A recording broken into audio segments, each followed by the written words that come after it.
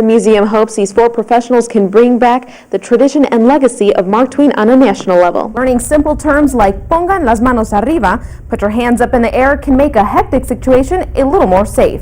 Too old for prom. That is what Illini West is telling one 17-year-old senior about her date, her fiance, who is 22 years old. Situations like these will be used to train officers all week. One instructor says having the entire Illinois state law enforcement on the same page is crucial to helping during mob situations.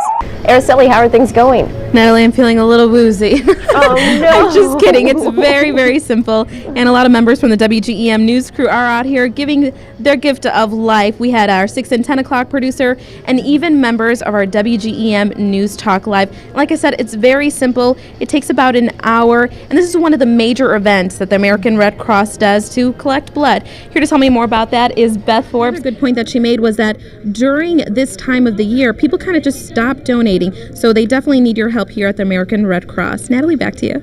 Okay, Araceli, I have a question. This is no joke, right? You didn't set this up. You're actually giving blood right now. No, I really am. I should be done in a couple minutes then. We're at one of the highest points in Hannibal, Lover's Leap. The river here isn't expected to crest until Thursday. If we take a look, we can see how quickly the current is moving downstream. We've climbed up here on the levee just to show you how important the next 12 hours are going to be. I want you guys to take a look at this. They don't want that many sightseers up here, so we want to make sure you guys can see how critical it is that this levee gets up to where it needs to be. If you guys can zoom over here on the camera, it is just a couple of inches away from the top of the levee. Again, they need volunteers and they need people who can muscle bags onto the levee. It's a race against time as BNSF tries to reinforce a levee that protects valuable tracks that weren't so lucky in '93. Now the district is flooded in 3 major areas. The core levee has not broken, but it is simply unsafe for anybody to be out here. Reporting from Gregory Drainage District, I'm Araceli Pedroza, WGEM News. Here at the Sny Levee District near Hull, the water has crested. Now the concerns become boils like this one and sinkholes just a few feet away like the one you see here. President Bush declared several counties a major disaster area last week. The latest flight from St. Louis to Quincy just landed an hour and a half ago at 4:30. So an additional round-trip flight would definitely mean good news for business travelers and leisure travelers as well. Festivities are just getting underway. Tonight is more than just a salute to Republican legends Abraham Lincoln and Ronald Reagan, but it's also a chance for current office holders and those running for office in November to gain support for their campaigns. Numbers are in, and it's a 4% increase from last year.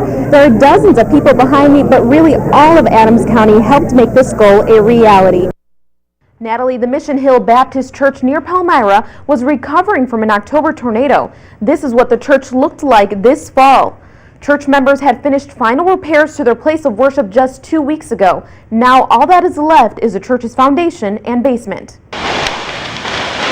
Pastor gave me the call that the church was on fire. Shock, horror. The fire pretty much just took out everything. It's gone. Nearly 40 firefighters from Northeast Missouri battled the fire for hours, but it wasn't enough to contain the fire, which was first spotted by a semi-truck driver just before 2 a.m. Total loss. Quite honestly, I'm very devastated. The church is located outside of city limits, making it difficult for firefighters to fight the blaze. We're hauling water from the city out here because this is outside the city limits. No hydrants, so everything we're doing is hauling it all in. Each tanker truck only provides about 3 minutes of steady water flow for the ladder truck.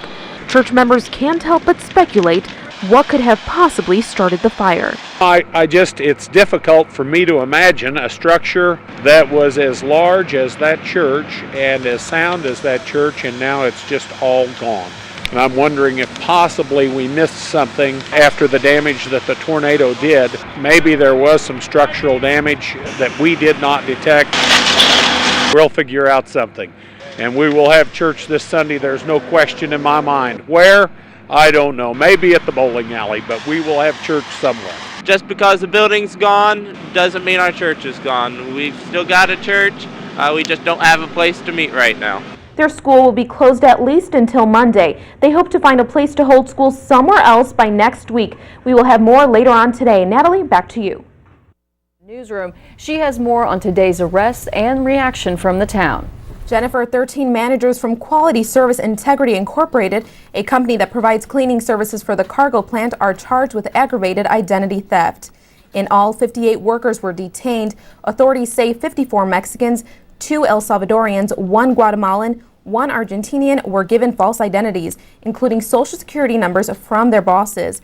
This morning's arrest stemmed from a 3-month-long investigation, and the ordeal leaves other legal and illegal workers in the town wondering what's next. This legal worker, who wishes to remain anonymous, finished his shift at 12:30 in the morning, right when officials from the U.S. Immigration and Customs Enforcement were arriving. He was asked several times what his status was. He's a legal citizen, but many who work there are not. He says, since there were so many, different ones would find me and ask me. There were a lot, honestly, close to 100. Some of the illegal workers I spoke to say despite the fact that they are committing a crime, this is a way of survival and they're contributing to the community. ICE officials don't see it that way. We're talking about identity theft. So there are individuals out there who, unbeknownst to them, their identities have been used. That means in this particular case, there are people in Beardstown that were denied those jobs because these individuals, these illegal aliens, took those jobs from them. Another legal worker at Cargill says they are paid poorly and that immigrants are the only ones who will take these jobs. He says if they paid more, there would be more people. But look at the paper. In the paper daily, every 8 days advertise they need people. Now the families of these workers stand to lose everything that they worked for. He says many have 4 or 5 in their family and houses. Logically, they bought those houses with their jobs. Now what? Destroy the houses? Because if they are deported, how can they sell them? They don't give you time for anything. Those not detained say they are scared and are trying to avoid being caught. Officials are still investigating the 13 managers, including QSI plant manager Gerardo Dominguez Chacon. They will be in federal court tomorrow in Springfield. Reporting from the newsroom, I'm Araceli Thiele.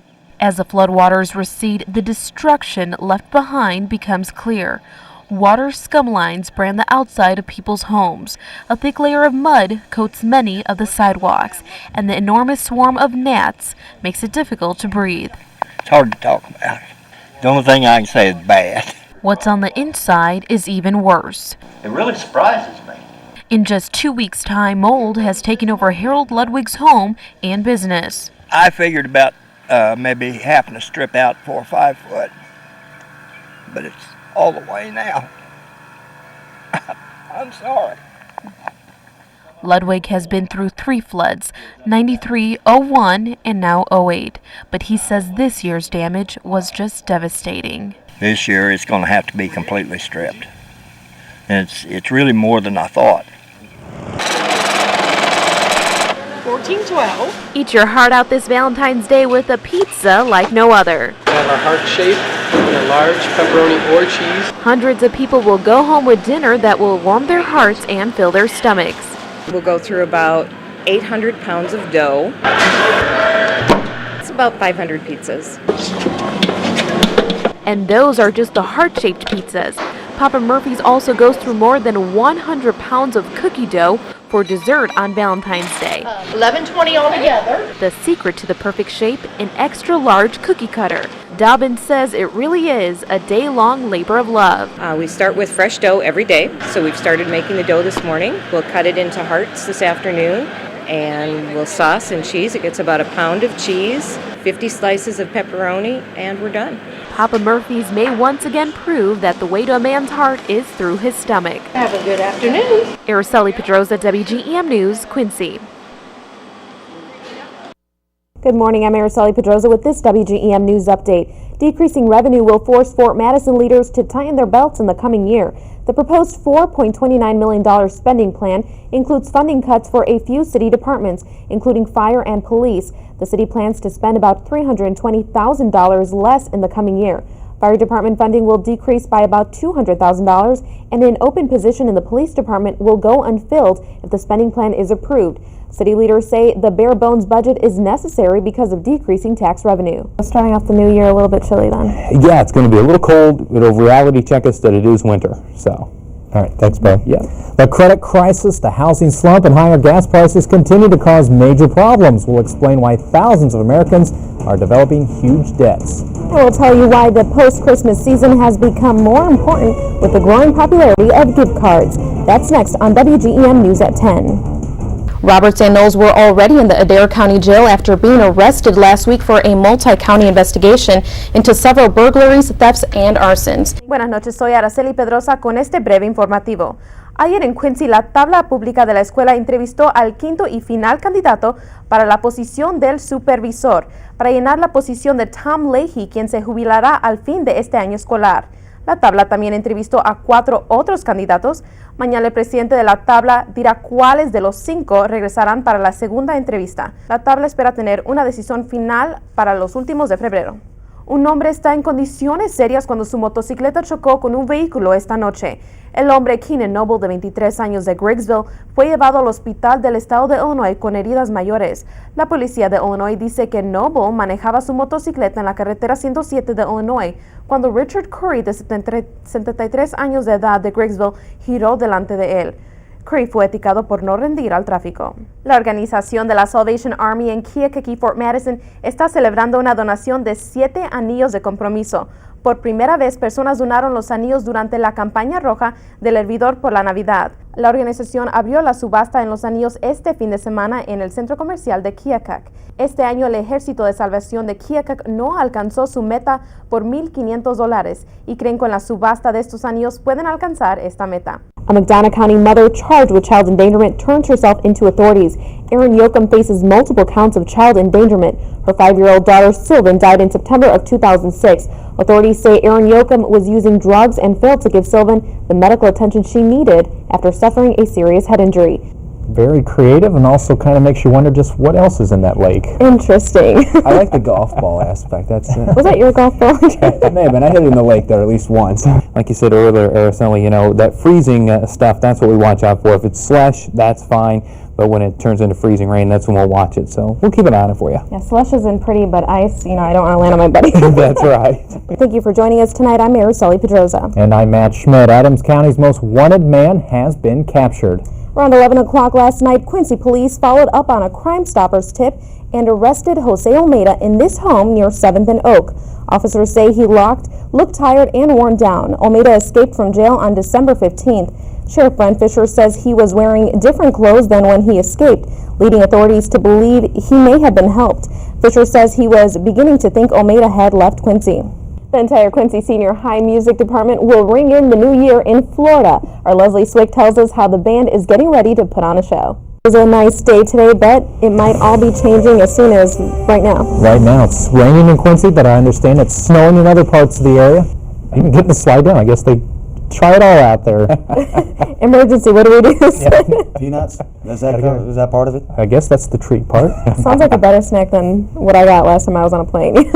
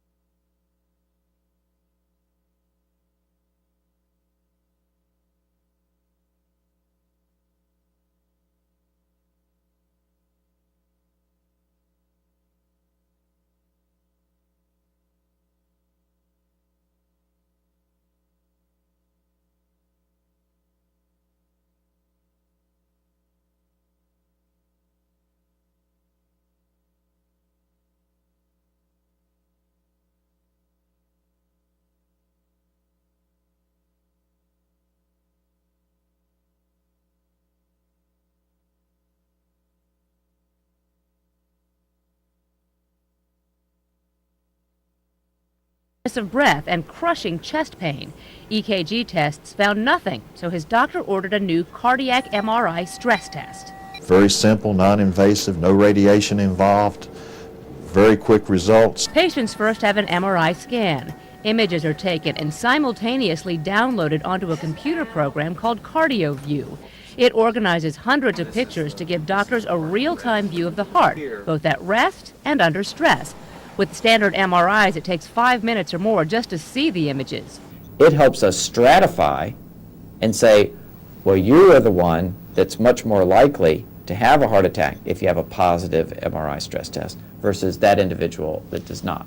The MRI shows more detail than other tests, allowing doctors to watch the beating heart. The cardiac MRI provided a great deal more information in terms of his blood flow and the patterns of his heart that were receiving inadequate circulation.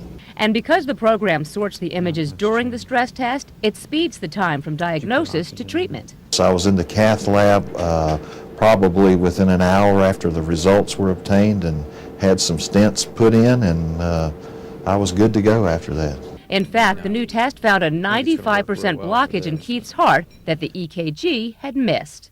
This is Jennifer Matthews reporting.